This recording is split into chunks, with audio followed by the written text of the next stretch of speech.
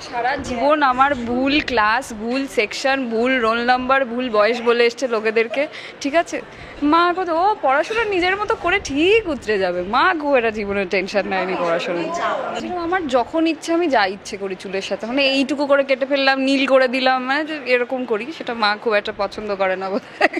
মায়ের কাজ কি তাই তো, খুঁতগুলোই খুঁজে খুঁজে বলে যা কপালে আছে সেটাই হবে। তুমি একটা কিছু গোল সেট করো, সেই মতো নিজেকে প্রিপেয়ার করো। সেইটা বোধটা মাথার মধ্যে ঢুকিয়ে দেওয়া, শরীরের মধ্যে ঢুকিয়ে দেওয়া, সেটা আমার কাজ, আমি করি। বাকিটা নিজে বুঝে নাও।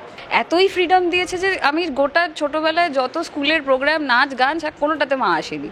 ঠিক আছে, সব সময় শুটিংয়ে ব্যস্ত থাকতো এবং এই কারণে ছোটোবেলায় আমার খুব রাগ ছিল এই পুরো প্রফেশনটা নিয়ে, এবং আমি বলতাম আমি আর যাই করবো, অভিনয় কোনো দিন করবো না।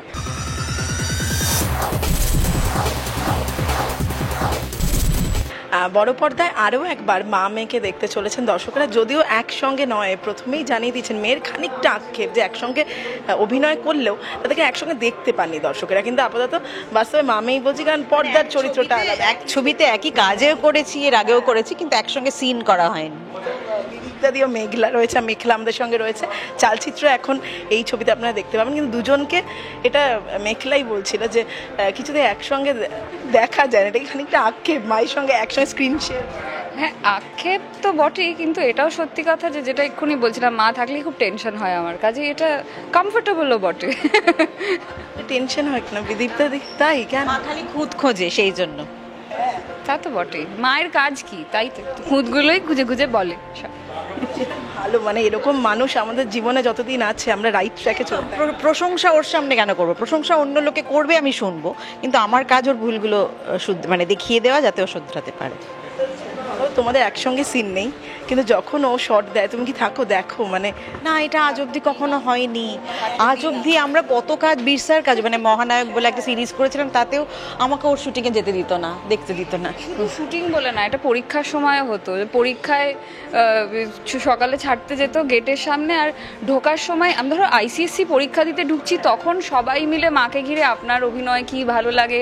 আমি এইটা আমি পরীক্ষা দেওয়ার আগে I don't want, please you don't have to come, thank you. আমাদের ছোটবেলায় বাবা মারা মাধ্যমিক পরীক্ষার আগে সঙ্গে করে পৌঁছে আমাকে যেতে দেয়নি, বলছে ঠিক আছে গাড়ি করে যাবে, কিন্তু স্কুলের গেটের সামনে আমাকে নামতে দেয়নি।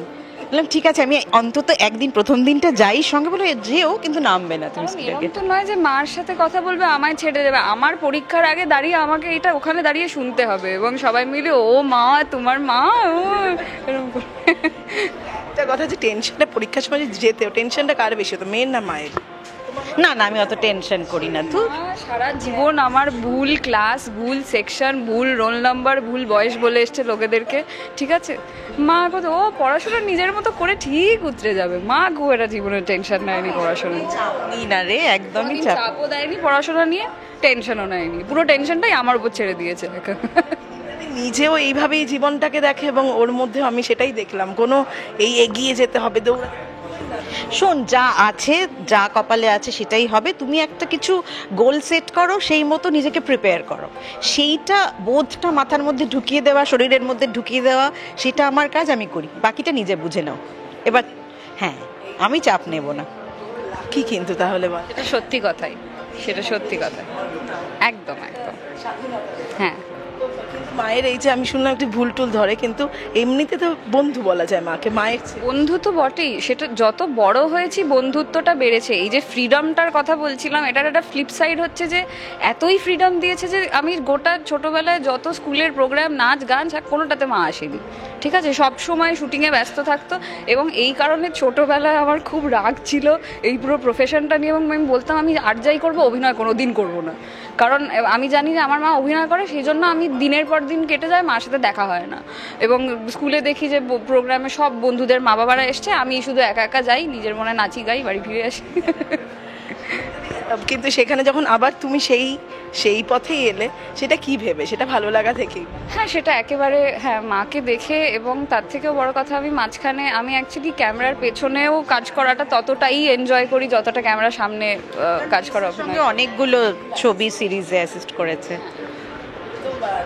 তোমাকে অ্যাসিস্ট করেছে, মানে যেহেতু বিচ্ছাদার আমি বলছি, সেরকম কোনো কাজে মা আছেন, তুমি অ্যাসিস্ট করছো, এটা না, এটা কখনো হয়। হ্যাঁ, মানে সেটা করতে আমার কোনো অসুবিধা নেই। যে আমি একটা কথা বলবো, এই সময় আমি বলবো বিদীপ্তাদি, আমি বলবো ওকে কোনো টিপস দাও যে এইভাবে চলো, এইটা করতে হয়, কিছুই বোধ হয় না, নাকি জাস্ট জীবনটা দেখিয়ে দিয়েছো, ভালো পথটা তুমি দেখিয়ে দিয়েছি কোনটা ঠিক কোনটা ভুল নিজেই বুঝে নেবে।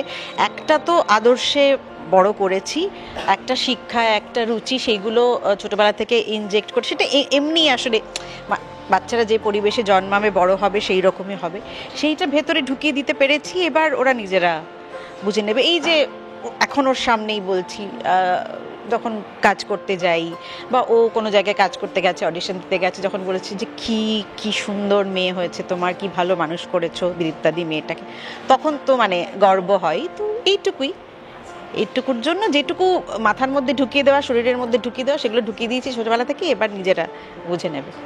মেয়ের প্রশংসা অন্যরা করুক, মা নিজে করবে না, শুধু শুনবে, তাই? একদমই তাই, একদম। কিন্তু আপাতত কি আর কাজ আসছে মেঘলার? এবং আমি কাজের ক্ষেত্রে যদি মেঘলাকে জিজ্ঞেস করি, বিদীপ্তাদি কতটা হেল্প করেন, মানে এই চরিত্রটা নেবো কিনা? হেল্প বলতে ইন জেনারেল যা অ্যাডভাইস দেওয়ার সেটা দেন, এবং এই চরিত্রটার ক্ষেত্রে আসলে মার সাথে আমার খুব একটা যে আলোচনা হয়েছে তা নয়। Most of the preparation of this role happen, যেটা মাও বলছিল যে অঞ্জনদার সাথে বসে ওদের গল্প শোনা, এই যে পুরো ইয়াং ছেলে মেয়েদের গ্রুপটা এবং তাদের ডাইনামিকটা, কিভাবে ওরা একসাথে থিয়েটারে রিহার্সাল করতো, কিভাবে একসাথে মজা করতো, আড্ডা মারতো, কোনো একটা ক্রাইসিস হলে সেটা কিভাবে হ্যান্ডেল করতো, এই গল্পগুলো অঞ্জনদা ছন্দাদির এই গল্পগুলো শোনাটাই was part of the preparation. ছন্দাদি প্রথম দিনই বলেছে চুল কাটতে হবে, এবং আমি তো চুল কাটতে পারলে আমার মা ভীষণ রেগে যায় চুল কাটলে, এবং আমাকে প্রথম কথাই যখন বলেছে যে এই চরিত্রটা করতে গেলে চুল কাটতে হবে, বলছি হ্যাঁ কেটে ফেলবো, যত ছোট করে বলবে কেটে ফেলবো, কোনো অসুবিধা নেই। নিজেও তো আমরা দেখি প্রায় হেয়ার স্টাইল চেঞ্জ করি। এই বয়সে ছোটবেলায় একটু বেশ বড় চুল থাকলে ওই আছে একটা সাবেকি সাজ, মানে ভাল লাগে। একটা বড় চুলে না যে কোনো রকমের স্টাইল করা যায়, সেইটা ছোট্ট করে লাল করে কেটে ফেলে আমাকে বলে বড় কর, এবং বয়স হয়ে গেছে চুল উঠে যাচ্ছে তাই। বড় বয়সে আমার এতখানি চুল ছিল, পুরোনো ছবিগুলো দেখলে দেখি যখন এখনো মিস্টার মিসেস আয়ার বা আবার অরণ্যে পুরোনো ছবিগুলো, এতখানি চুল, সেই চুল তো আর আমার যখন ইচ্ছে আমি যা ইচ্ছে করি চুলের সাথে, মানে এইটুকু করে কেটে ফেললাম, নীল করে দিলাম, মানে এরকম করি, সেটা মা খুব একটা পছন্দ করে না। এইটা কিভাবে দেখো, এটা আমরাও মানে যখন যেটা মুড সুইং হচ্ছে আমি চুল কেটে ফেলি, এটা আমারও হয়। এটা কিভাবে দেখো? জীবনে ভালো থাকতে হবে, আনন্দে থাকতে হবে, যেটা করলে তুমি অন্যের কোনো ক্ষতি না করে নিজে ভালো থাকবে সেটা তুমি করতে পারো, তাতে কোনো অসুবিধা নেই। সবসময় ছিল, বলেও দিলে, কিন্তু শেষ করব, শেষে কি বলবে দর্শকদের নতুন কাজ নিয়ে? আরও আমার আপাতত আমি কাজ খুঁজছি, অভিনয়ের অডিশন দিচ্ছি, hoping for good opportunities to turn up.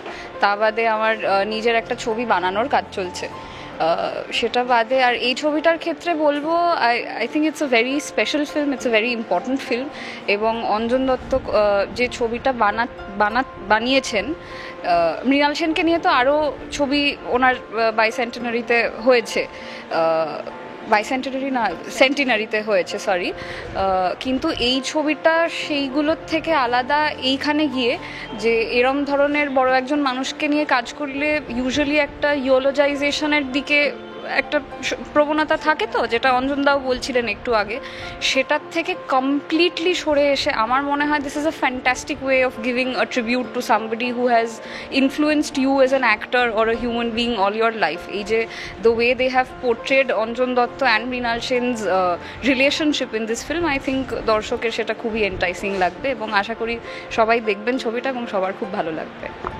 একটা প্রশ্ন বিদীপ্তাদিকে করছি, ও যে কথাটা বলে এই যে কাজ খুঁজছি, অডিশন দিচ্ছি, এইটা কি তুমি ওকে বুঝিয়ে রেখেছো? যেহেতু জানো মানে সেটাই বলছি যে যেহেতু পুরো পরিবারকে ও হয়তো তৈরি, কিন্তু সব মানে ধরে রাখতে হবে, হোপ নয়, মানে কোনো কাজই সহজ না, সে যে কোনো কাজ করতে গেলেই তার পেছনে একটা নিজেকে তৈরি করা থাকে, তারপরে একটা স্ট্রাগল থাকে সেই কাজটা পাওয়ার। কাজেই সব সময় অডিশন দিয়ে কাজের খোঁজ করতে হবে, এরকম নয় যে বাবা মা ইন্ডাস্ট্রিতে আছে বলে হাতে ধরে এগিয়ে দিল, সেটা কখনো না। হ্যাঁ, কখনো যদি বিরসা কোনো একটা ছবি করে যাতে মনে হলো এই চরিত্রটা ওকে স্যুট করবে, তখনও নিশ্চয়ই করবে, কিন্তু নিজের কাজটা নিজেকে খুঁজে নিতে হবে। সেটা একটা কথা I would like to say that ছোটবেলা থেকে দে হ্যাভ এনশোর্ড যে ঠিক যে জিনিসগুলো হতে পারে, when set of parents they come from, মানে তারা একটা পাবলিক লাইফ জীবনযাপন করেন এবং এন্টারটেনমেন্টের জগতে কাজ করেন, তখন খুব ইজিলি হয় যে ছেলে মেয়েদের উপর সেই প্রভাবটা পড়ে এবং they have done a fantastic job of keeping me very very away from all of that ছোটোবেলা থেকে।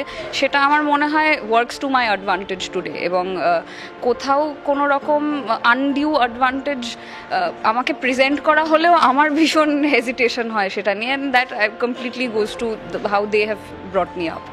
হ্যাঁ।